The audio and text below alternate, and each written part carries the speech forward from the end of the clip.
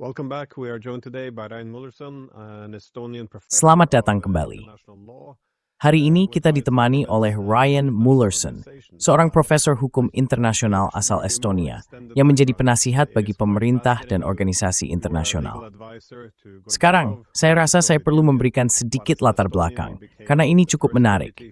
Anda pernah menjadi penasihat hukum bagi Gorbachev di dalam Uni Soviet, tetapi sebagai warga Estonia, Anda kemudian menjadi wakil menteri luar negeri pertama Estonia setelah kemerdekaan dipulihkan. Anda bahkan, menulis deklarasi pemulihan kemerdekaan Estonia.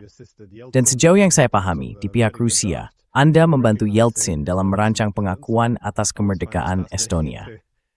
Saya selalu merasa menarik bahwa Anda pernah duduk di kedua sisi meja. Namun secara keseluruhan, saya pikir hal itu juga mencerminkan gaya penulisan Anda. Anda telah menulis banyak artikel dan buku, dan sejak tinggal di Inggris, Anda mengajar di King's College London sebelum pensiun.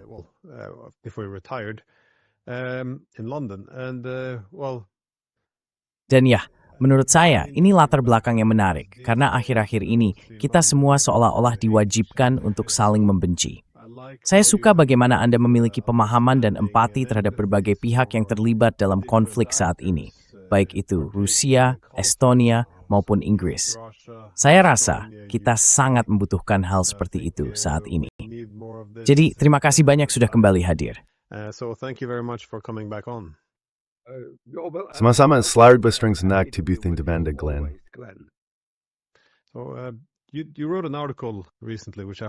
Anda baru-baru ini menulis sebuah artikel yang saya anggap sangat menarik, yang berusaha, saya kira, menggambarkan masa-masa sulit yang sedang kita alami.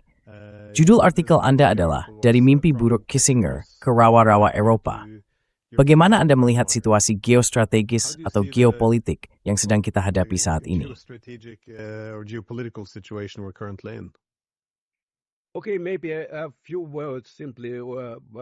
Baik, mungkin beberapa kata tentang artikel saya karena itulah yang memicu wawancara kita hari ini.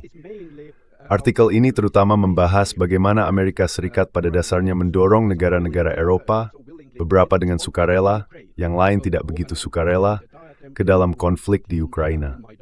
Pertama dengan mengorganisir upaya kudeta pada tahun 2014 di Maidan, Kiev, dan kemudian dengan mempersenjatai serta mempersenjatai kembali Ukraina dan Eropa. Semua ini bertentangan dengan kepentingan Eropa, tetapi menguntungkan kepentingan berbagai pemerintahan di Washington. Saya juga menyoroti bagaimana perang itu dimulai. Awalnya sebagai semacam perang saudara dengan keterlibatan asing, seperti yang sering terjadi, dan kemudian pada Februari 2022 berubah menjadi konflik bersenjata internasional, tidak lagi hanya antara Ukraina dan Rusia.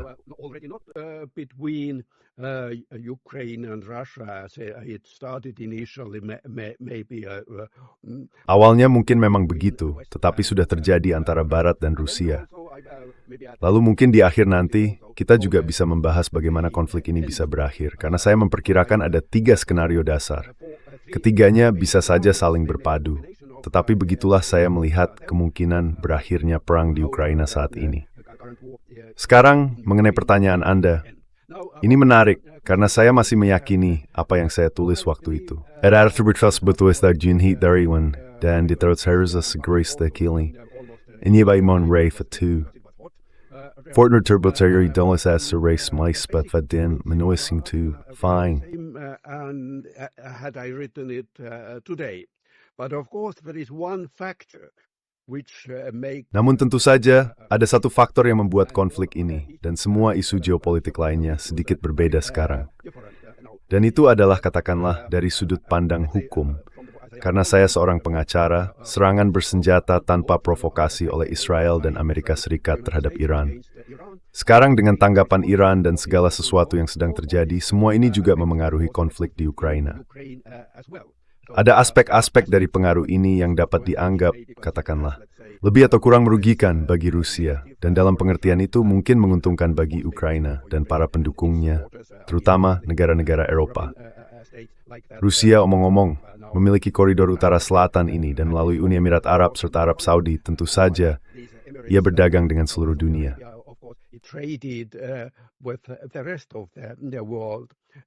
both of these two countries, especially where Kedua negara ini, khususnya, merupakan mitra dagang Rusia, dan hal ini kini mungkin berdampak negatif bagi Rusia.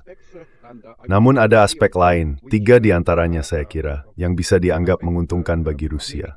Salah satunya adalah kenaikan harga minyak dan gas, yang sudah terjadi. Dan seperti yang saya perkirakan, seperti banyak orang lainnya, konflik ini tidak akan berlangsung singkat. Kemungkinan besar akan berlangsung bukan hanya berminggu-minggu, tetapi berbulan-bulan.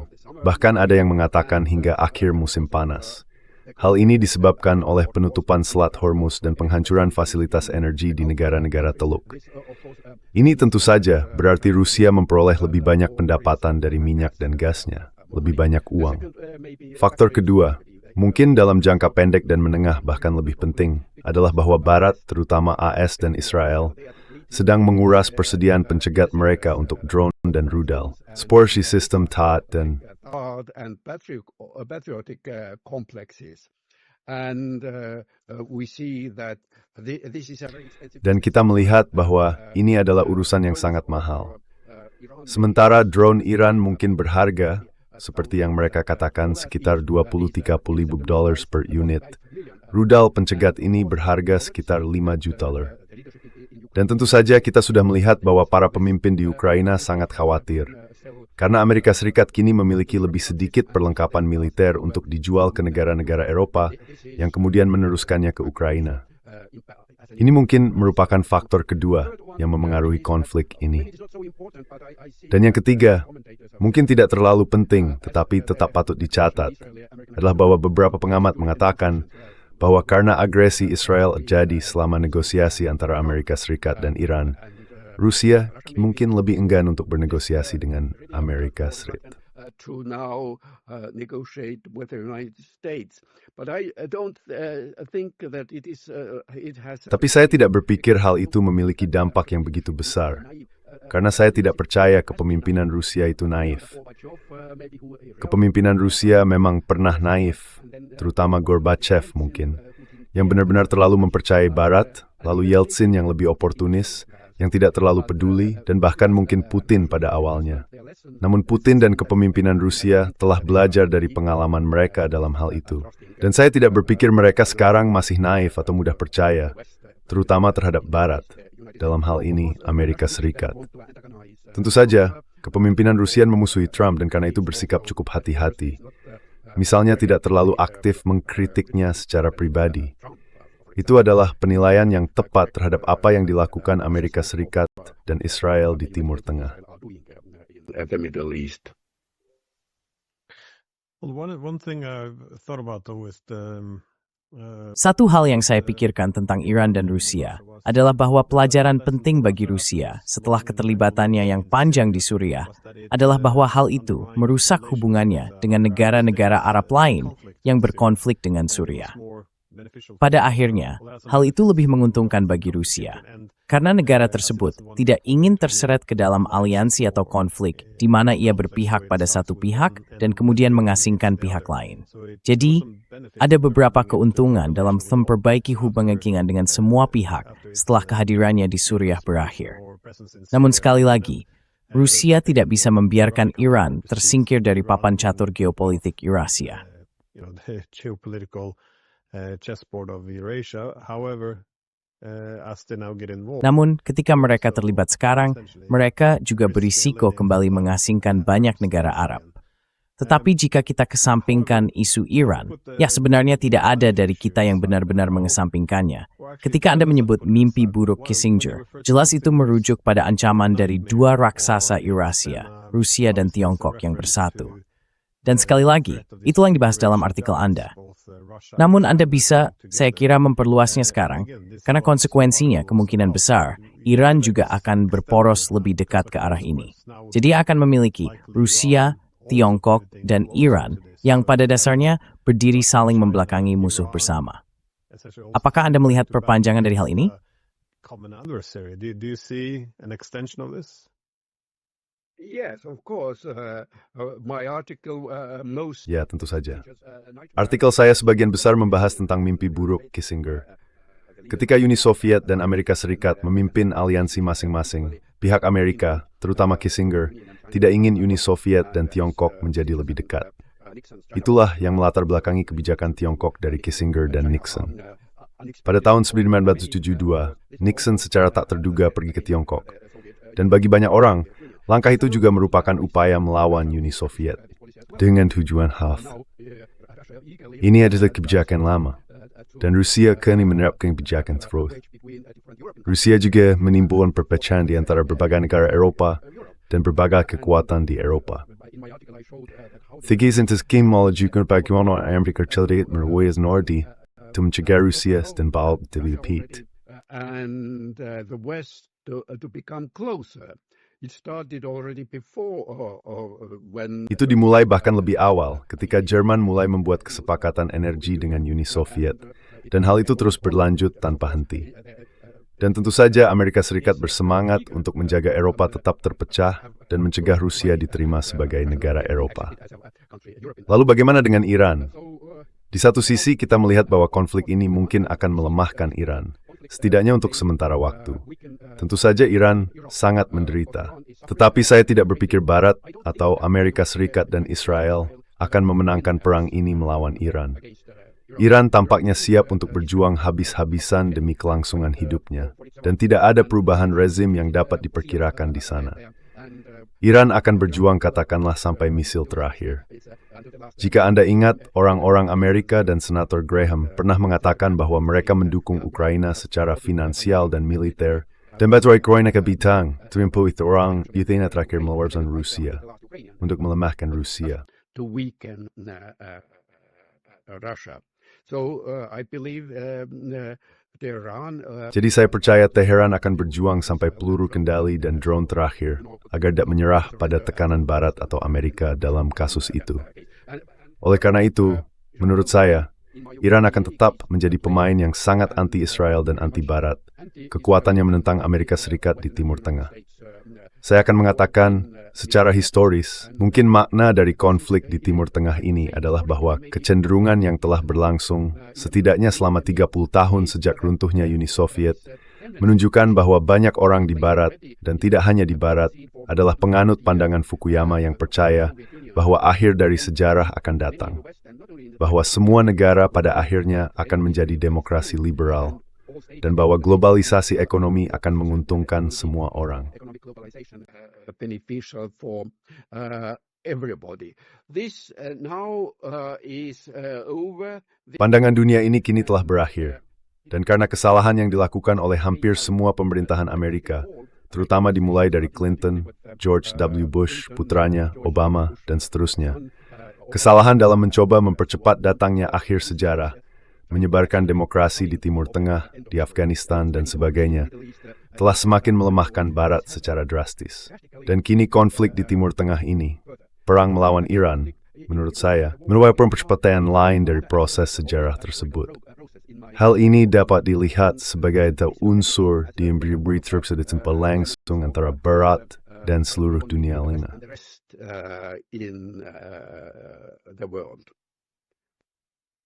One of the themes in your article, though, is Salah satu tema dalam artikel Anda adalah bahwa Amerika Serikat memiliki kepentingan untuk tetap berada di Eropa, baik untuk menjaga agar Rusia dan Eropa tetap terpisah, karena hal ini menjadi sumber pengaruh bagi Amerika Serikat.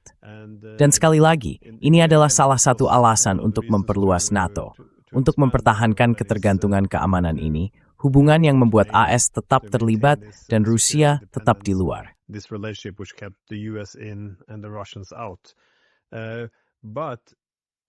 This seems to have must be. Namun, hal ini tampang dengan pertimbangan lain, yaitu multipolaritas. Pengakuan bahwa ketika ada banyak pusat kuasaan, Eropa tidak bisa menjadi satu-satunya pertimbangan. Semakin besar kehadiran AS di Eropa, semakin kecil kemampuannya untuk beralih fokus ke Asia atau belahan Barat.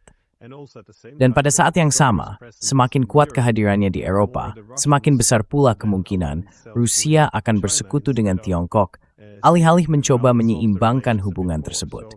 Jadi, bagaimana Anda melihat Amerika Serikat menangani masalah ini?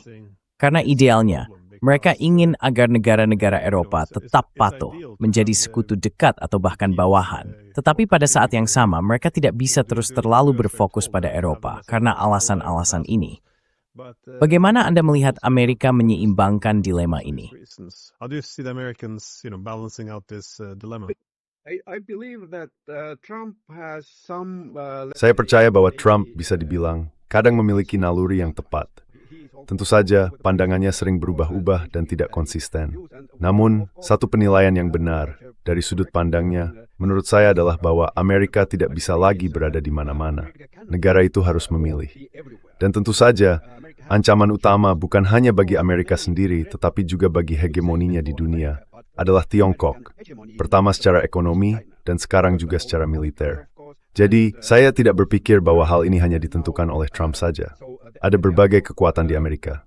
Kita bisa melihat Rubio sebagai satu pihak, dan J.D. Vance berbeda lagi. Jadi, menurut saya, ada permainan menarik yang sedang berlangsung, bahkan di Washington. Namun, Trump jelas menginginkan kehadiran yang lebih sedikit di Eropa, dan agar Eropa lebih banyak mengurus urusannya sendiri. Sambil tetap menjaga agar Rusia tetap di luar, tentu saja. Deceptively the Furibrick Theater Man, America. Keeping Russia nevertheless out. Because why? Mengapa? Ada konflik menarik dalam pandangan dunia ini, pandangan dunia Amerika. Di satu sisi, Trump sedang bernegosiasi dengan Rusia bukan hanya untuk mengakhiri perang di Ukraina, tetapi mungkin lebih banyak lagi tentang isu ekonomi, menggunakan sumber daya energi Rusia, logam tanah jarang dan fasilitas lainnya, serta membicarakan wilayah Arktik dengan Rusia. Namun pada saat yang sama, ia mendorong negara-negara Eropa untuk melakukan militerisasi, meningkatkan anggaran pertahanan mereka, atau saya lebih suka menyebutnya anggaran militer, bukan pertahanan. Semua orang tentu menyebutnya anggaran pertahanan. Dan karena itu, melawan siapa? Tentu saja melawan Rusia di Eropa. Of course, in Europe. So the US wants to have relatively no. Jadi AS atau pemerintahan Trump ingin memiliki hubungan yang relatif normal dengan Rusia. Sementara pada saat yang sama, menginginkan Eropa untuk mempertahankan hubungan yang bermusuhan dengan Rusia. Itu bertentangan dengan kepentingan Eropa. Dan mungkin beberapa orang, seperti Pedro Sanchez, Perdana Menteri Spanyol, ada banyak kekuatan di Eropa yang menyadari kontradiksi-kontradiksi ini dalam lanskap politik. Namun menurut saya sangat membingungkan untuk menjauhkan Rusia dari Eropa, sporting out the gap, mendorong Rusia semakin dekat dengan Tiongkok. Berdasar yang pilih, mental konsistensi kebijakan pemerintahan AS. The US administration, in my opinion. Well, here I don't understand that.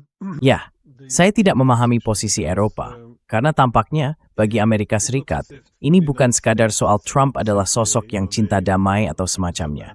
Dia tidak hanya ingin mengakhiri konflik dengan Rusia sepenuhnya, karena memang Rusia bukan pesaing utama, tetapi tetap merupakan kutub kekuasaan yang signifikan. Jadi mereka ingin melihat Rusia dibatasi dan dilemahkan seiring waktu, namun mereka tidak ingin melakukannya sendiri karena harus menjaga hubungan bilateral. Bagi saya, itu menunjukkan bahwa mereka tidak ingin mengakhiri konflik atau pelemahan Rusia. Mereka hanya ingin menyerahkannya atau memindahkannya kepada pihak Eropa. Saya benar-benar tidak mengerti mengapa orang Eropa mau memikul beban ini, karena sekali lagi, hal ini kembali ke pertanyaan inti. Mengapa kita perlu memiliki konflik dengan Rusia? Why do we need a conflict with Russia if Europe wants to prosper and be. Jika Eropa ingin makmur dan memiliki lebih banyak otonomi, tidak masuk akal untuk memiliki benua yang terbagi kembali dengan garis pemisah yang termiliterisasi. Menurut saya, keputusan untuk memperluas NATO, yang secara sangat dapat diprediksi menjadikan Rusia sebagai musuh, adalah harga yang bersedia kita bayar untuk memastikan bahwa Amerika Serikat mempertahankan peran dan kehadiran yang berkelanjutan di Eropa. Namun sekarang, ketika Amerika mulai beralih arah, mengapa kita masih mempertahankan hal ini? Mengapa kita membiarkan diri kita terpecah dengan cara seperti ini? Karena kita menjadi terlalu bergantung pada keamanan dari AS, yang justru mengurangi otonomi kita. Eropa menjadi tidak stabil, kurang makmur secara ekonomi, dan relevansinya di dunia menurun. Bukankah lebih masuk akal untuk beralih, bergeser, dan melakukan diversifikasi? Bagi saya, ini sama sekali tidak masuk akal. Dan ini satu hal yang tidak bisa dipungkiri di orang-orang Eropa.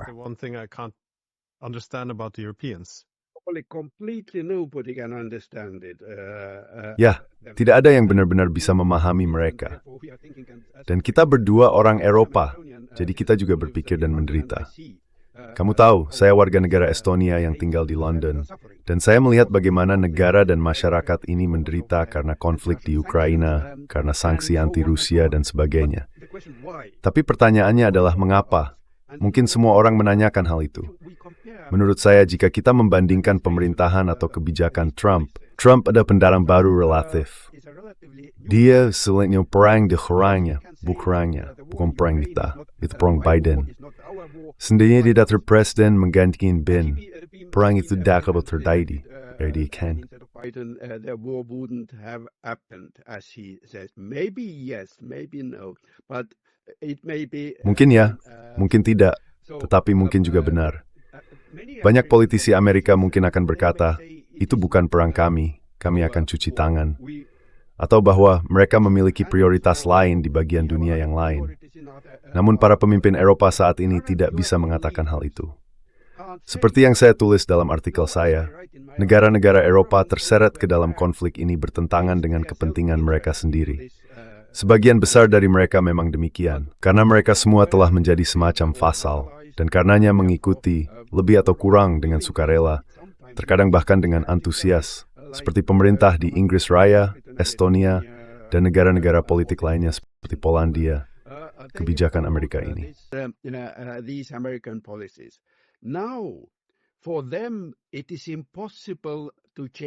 Bagi mereka mustahil untuk mengubah pendapat mereka tentang hal itu. Itu akan menjadi bunuh diri politik. Misalnya kadang-kadang saya merasa kasihan pada Zelensky. Anda tahu, mungkin ketika ia mencalonkan diri sebagai presiden di Ukraina, ia benar-benar ingin mencapai perdamaian dengan Rusia dan menyelesaikan seluruh konflik internal di Ukraina. Namun ia tidak diizinkan untuk melakukannya. Pertama-tama, oleh kekuatan Nazi ekstrem, yang jumlahnya sangat kecil di Ukraina. Ya, mereka tidak besar, direpet aktif dan diforkal. Dan sebagian berjauh material pada gawitik saya berfruit tolong kehidupan fisik Zelensky di skema melakukannya. Dan sedikit, is a killing set untuk kaum kini. And of course, Zelensky was not allowed to do it, we know already, by the West. Kita sudah tahu bahwa di Barat, pada tahun 2002, apa yang mereka sebut dengan sangat bertele-tele sebagai invasi besar-besaran Rusia. Di Rusia, hal itu disebut juga dengan sama bertele-telenya, operasi militer khusus. Baiklah, itu adalah konflik bersenjata, penggunaan kekuatan militer, dan sebagainya. Lalu Boris Johnson terbang ke Kiev, dan pesannya adalah bahwa jika Ukraina membuat kesepakatan dengan Rusia, in this SF that called the Turkers Timothy and the Derkantuan di Barat in Ukraina. Eropa juga mari Ukraina untuk beroth, staving all the Ukraina today. Until the last Ukrainian. Now, therefore, for European leaders, it is... Jadi bagi para pemimpin Eropa, secara politik mustahil, atau bagi sebagian mungkin bahkan secara fisik mustahil, untuk sepenuhnya mengubah sikap mereka. Namun sudah ada beberapa tanda-tanda. Glenn, saya rasa saya membaca sebuah artikel dan mungkin kamu juga sudah membacanya di Foreign Affairs sekitar lebih dari seminggu yang lalu. Penulisnya siapa namanya? Michael Tesh, dengan judul Ukraine is losing the war, Kiev should trade land for peace. Tahu Foreign Affairs biasanya tidak menggunakan judul seperti itu. Saya melihat di negara saya sendiri di Estonia, kini ada konflik antara presiden saat ini, Alar Karis, dan Kementerian Luar Negeri, serta antara Perdana Menteri dan Kementerian Luar Negeri. The Prime Minister and the Foreign Ministry. So, because Jadi, karena Presiden Estonia berada di Kazakhstan dan tidak mengatakan apapun yang kritis terhadap Rusia, Kementerian Luar Negeri bereaksi. Mereka bahkan memberhentikan Duta Besar Estonia di Kazakhstan, yang sebelumnya telah menyarankan Presiden agar tidak terlalu banyak mengkritik Rusia atau Ukraina, terutama Rusia di Kazakhstan, karena saat itu adalah masa ketika Ukraina mengebom pipa minyak yang menyalurkan minyak Kazakhstan melalui Rusia ke barat. Dan tentu saja, mengkritik Rusia terkesulit Kazakhstan anggota depti tetap. Sekarang Presiden Numbersteins bronze baik-baik ka bahwa Rusia berkaitan kini ia berbicara berbeda. That we would put Russia on its knees. Now is also saying that no, Europe. Sekarang juga dikatakan bahwa Eropa agar bisa duduk di meja perundingan harus mulai berbicara dengan Rusia. Sudah ada tanda-tanda hal itu di beberapa negara. Macron juga mengatakan hal yang sama. Tetapi saya sama sekali tidak mempercayai Macron. Saya sangat kecewa karena dia selalu mengatakan hal-hal yang bagus, hampir terlalu sering, tetapi kemudian melakukan hal yang sebaliknya, atau tidak melakukan apapun yang baik. Jadi menurut saya, inilah alasan utamanya. Para pemimpin Eropa, sebagian besar mereka telah menodai diri mereka sendiri dengan kebijakan anti-Rusia sedemikian rupa, sehingga berbeda bersikap mereka bergiling. Sementara di Amerika Serikat karena memiliki third bagaimana hal itu. They are freer in that respect. Yeah. No, I think there's some indications that Ya, saya pikir ada beberapa indikasi bahwa semua ini bisa segera berakhir karena berbagai alasan tersebut. Tentu saja, di dalam Ukraina ada masalah dengan sumber daya manusia, peralatan militer, dan fakta bahwa sebagian besar garis pertahanan yang baik sekarang berada di belakang pasukan Rusia. Namun, mereka juga menghadapi masalah ekonomi di Ukraina. Mereka tidak bisa terus mempertahankan ini. Situasinya akan runtuh. Mereka juga mengalami lebih banyak perpecahan politik sekarang setelah muncul berbagai skandal. Tapi saya juga setuju, seperti yang Anda katakan, kurangnya dukungan dari luar negeri kini juga menjadi faktor penting. Saya pikir, serangan yang memengaruhi Kazakhstan merupakan indikator lain. Dan seperti yang kita mulai bahas tentang Iran, bukan hanya Amerika Serikat kini kurang bersedia membantu dengan persenjataan, tetapi juga tidak memiliki kemampuan untuk melakukannya.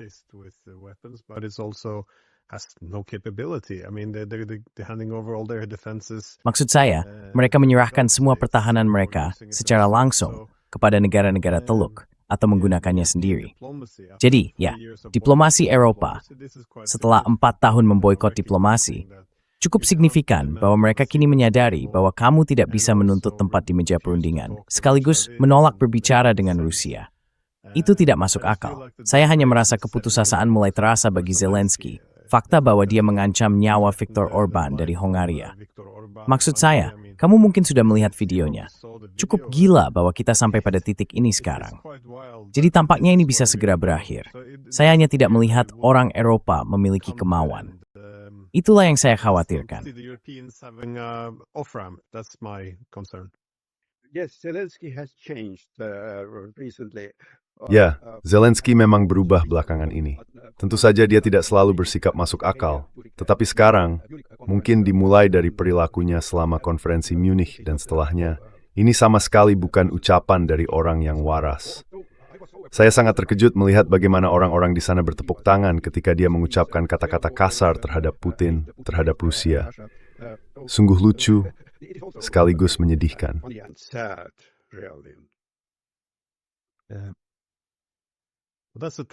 Itu sebuah tragedi. Anda menyebutkan hal ini sebelumnya, tragedi Zelensky, bahwa ia terpi dengan platform Pro-Tank.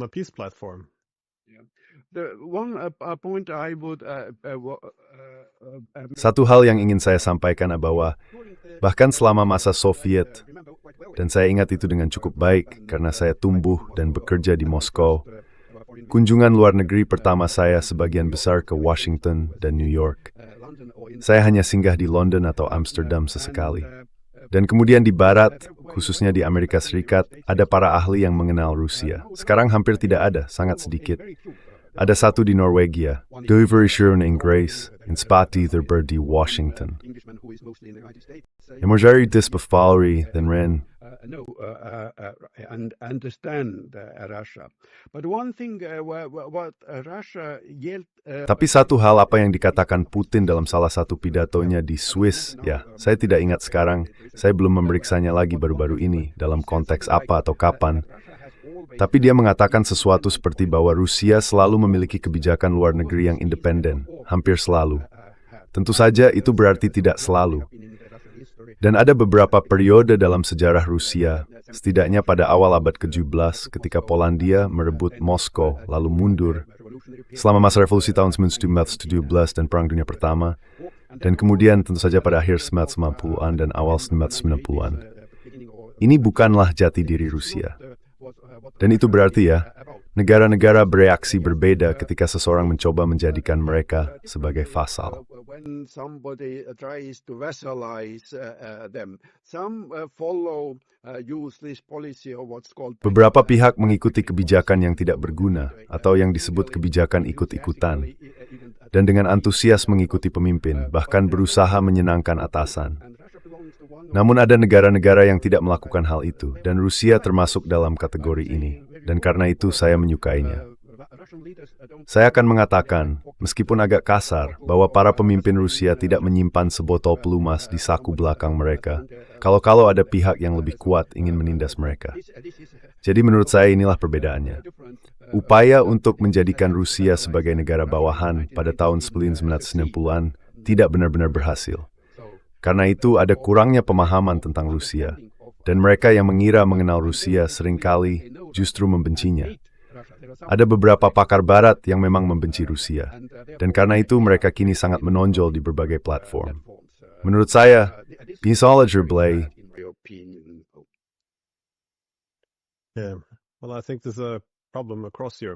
Ya, saya pikir masalah di seluruh Eropa adalah bahwa keahlian masa lalu telah hilang. Setidaknya selama Perang Dingin, Rusia lebih terfokus. Pengabaian terhadap Rusia sejak tahun 1990-an, menurut saya, tidak terlalu signifikan. Banyak keahlian yang hilang. Dan juga, mungkin yang lebih penting, para negarawan masa lalu, banyak di antara mereka sudah tiada. Mereka telah digantikan oleh birokrat berkualitas sangat rendah, menurut saya. Semuanya hilang. Dan yang saya dengar dari para politisi di seluruh Eropa hanyalah slogan-slogan moral. Kurang lebih, setidaknya di negara ini, yang saya lihat adalah satu-satunya argumen yang ada, hanyalah bahwa Rusia semata-mata mengejar wilayah, ingin memulihkan Uni Soviet, dan siapapun yang tidak setuju dianggap sebagai pendukung Putin.